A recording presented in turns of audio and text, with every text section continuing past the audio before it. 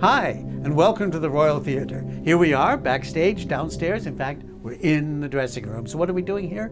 We're preparing a new production of Richard Strauss's great masterpiece, Ariadne of Naxos. And not for the first time. 14 years ago, when Pacific Opera first presented this great piece, it sold out before it opened. Who knew? And when does that ever happen? But I understand to a degree, because if you love Strauss, this has everything you want. This has beautiful lyricism in the second part, the opera proper, beautiful long lines, lush sounds coming out of the orchestra, magnificent singing opportunities.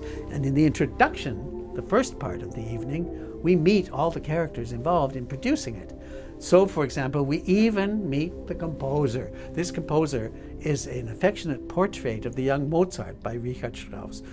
Strauss idolized Mozart, and there's a little bit of, perhaps some self-portrait in there too. We meet one of the great singers, the diva, the lead soprano, of course, with all of her temperament. We meet even a wig maker.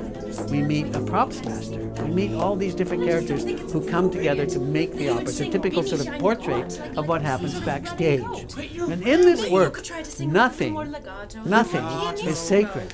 Oh, wait a minute. I think I hear a couple of our performers. Well, nothing is sacred. Everything comes up for satirical view. The very idea of mythology and what it means, the mashup of comedy and tragedy.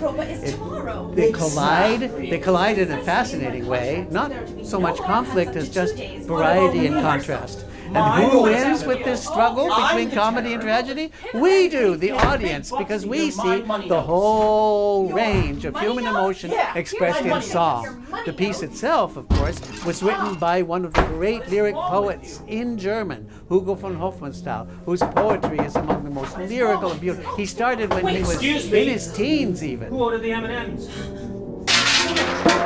Hey! Those were for me! Besides, I specifically said no blue ones.